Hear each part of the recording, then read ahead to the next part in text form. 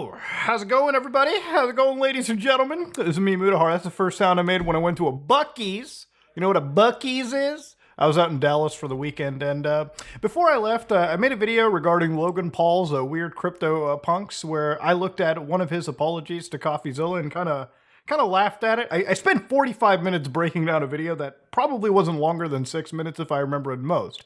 A video that since got removed. Now, only Logan Paul can give enough content to make a 6-minute video into a 45-minute response. Now, since then, when I was out in Texas, a lot of things have happened.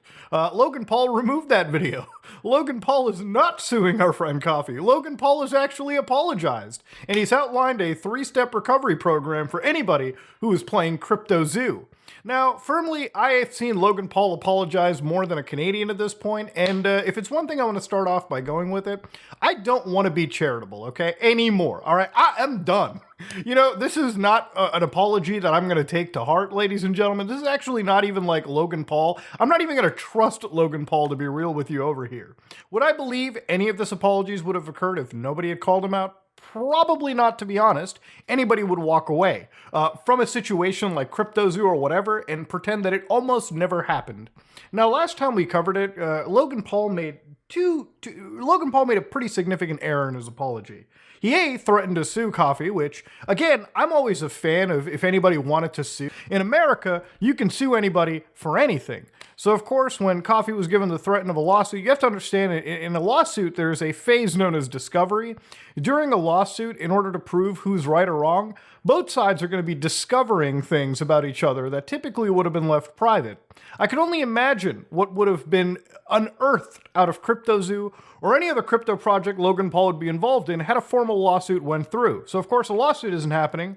But another big thing was last time we was looking at it, Logan Paul straight up gave out what I believe to be what I've been told are expunged criminal records, which do not seem to be very good. It doesn't seem to be a good play. Very unethical. In some cases, I believe it can open up a court case against Logan Paul from the person that he has harmed in the process. But we're going too far, okay? We're gonna leave some of it for the end, all right?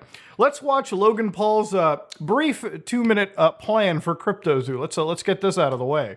CoffeeZilla is not a criminal. I called him, I apologized. My initial response to his series was that of fire, an ego, flare, whatever it is, pride. I'm a fighter at heart, and I kind of feel like the translation for this is, I'm sorry, guys. You're a little too, you weren't that dumb. When I made the apology video, I was really banking on you guys being total idiots. I was defensive because I know I never scammed anyone with this project. I never made any money, never sold any tokens, and I only had the best intentions going in. But the fact is that suing CoffeeZilla is not going to help Crypto Zoo holders, so I do need to focus my attention where it should be, which is on fans and supporters of me. You guys mean the world good call. to me, so I'd like to announce my 3-step plan moving forward. Step 1, Jeff and I are going to burn our Zoo tokens so we have no financial upside in the game, and it will add value to holder tokens.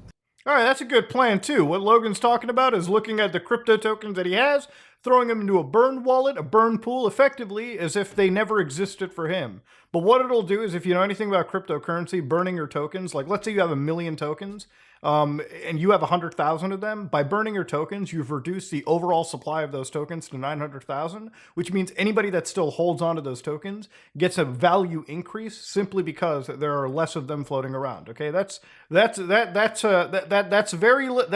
most basic step Logan can do to get into it. Congratulations.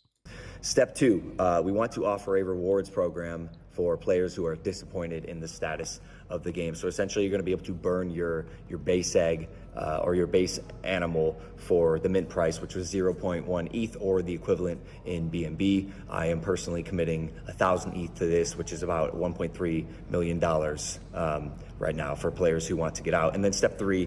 So it's not really a rewards program, Logan. It's a refund program.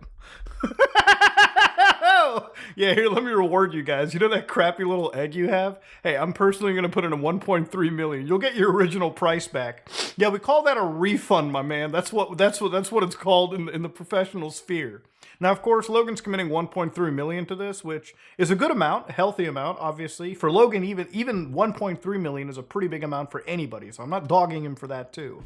I'm just wondering if 1.3 million is substantially less than a fine, perhaps.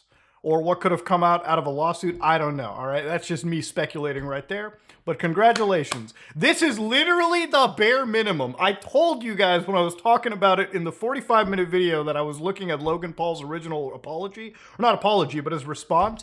All this guy had to do was literally say, oh, I'm so sorry you guys feel like you got scammed by this project. Hold on, wait a minute. Let me give you your money back, okay? Let me just give you a refund, all right?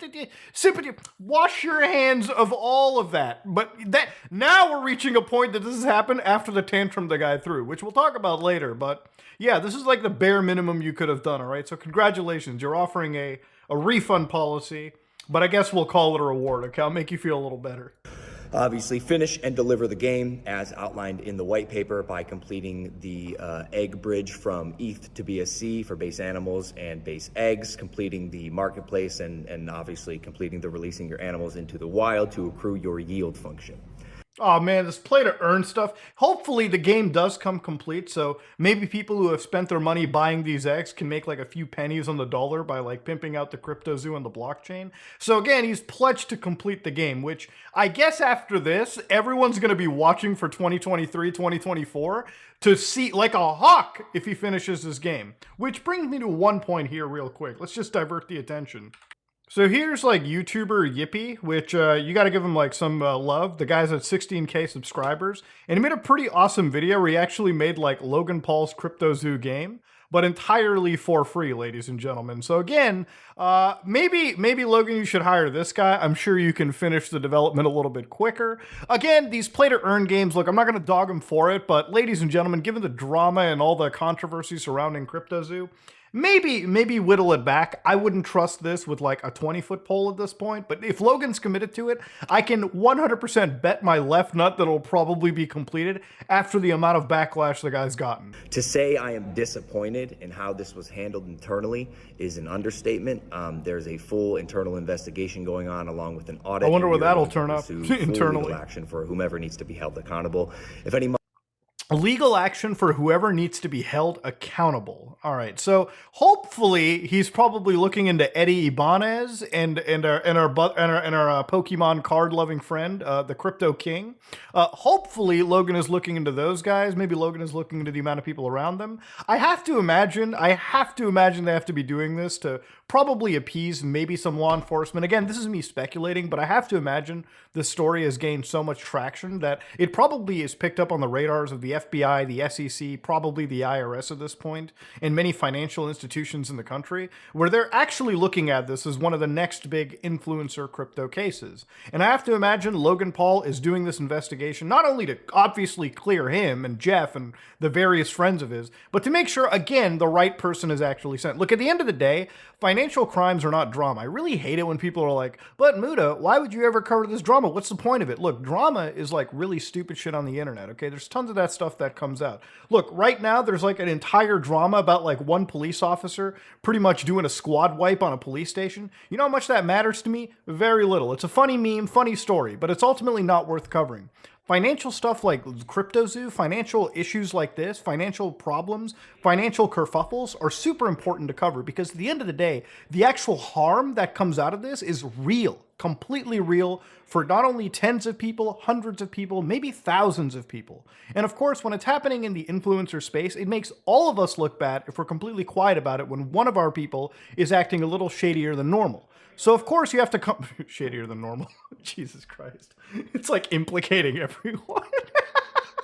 But no, at the end of the day, for serious, we have to obviously do some self-policing in these scenarios for sure. Especially when it comes to like, you know, the Paul brothers who have a history of crypto ties and crypto projects that they've been in and seemingly forgot about.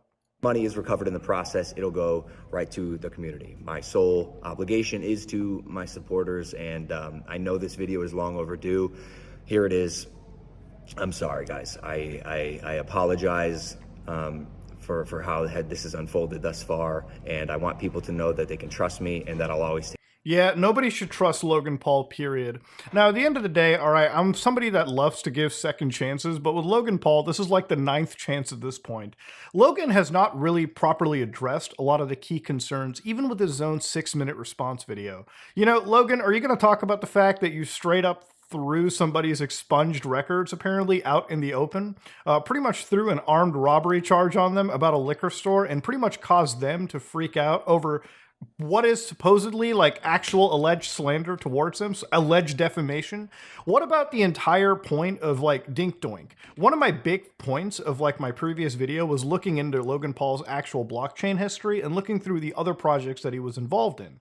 And I feel like Logan should make a video where he actually goes through auditing that as well too. I know that probably is not something Logan will want to do or ever conceive of, but honestly, I feel like the only way to truly accept Logan Paul's apology is to not just look at CryptoZoo. Remember, CryptoZoo is the biggest. It's not the only piece out there. One has to look into all of this guy's shady crypto history, the shady Bitcoin history that he has publicly available, because as Logan says, the blockchain doesn't lie. Logan, you need to give an actual thorough answer to all of that nonsense to begin with. There's so much to cover regarding the Paul brothers, especially Jake, when it comes to crypto, that you could make like 10 years worth of content out of if you truly wanted to. I'm not even kidding.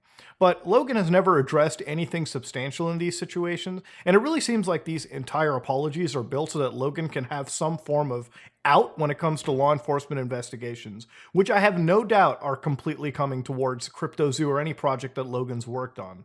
Look, at the end of the day, crypto is one of those things where I love the technology. I really do. Look, if I was one of the earliest Bitcoin supporters, like I really love this stuff. I really thought it might have been the future, but obviously a technology as unregulated as cryptocurrency, crypto tokens, NFTs, Bitcoins, it has been completely hijacked by some of the worst actors in the industry. And honestly, I think the damage is already done. For somebody who was once one of the most fervent supporters of it, I am actually somebody that's pretty against the entire practice anyways. Just because I've seen so many bad actors abuse this technology to siphon money out of their actual fans. Look, you want to do something for your fans? Sell them merch, sell them a product, sell them Prime Energy, okay? Don't build some crappy CryptoZoo game that somebody built in a literal day, for crying out loud. Sure, without all the, blockchain mechanics, I'm sure those take some time to build. But quit working on that when the obvious goal is to make millions of dollars, as we've seen with some of the bad actors in the CryptoZoo project. There are people that have allegedly siphoned millions of dollars and are now completely disappeared from the world. And the only one left holding the bag is the people buying into CryptoZoo. And of course, Logan Paul and his manager, because as they've said, they haven't sold, and there's no reason to believe they have. But yeah, as far as CryptoZoo goes, he finally did the bare minimum, but it's still not worthy of accepting any apology. Yeah, ladies and gentlemen, this is me, Mutahar, and if you like what you saw, please like, comment, and subscribe. Dislike it if you dislike it. I am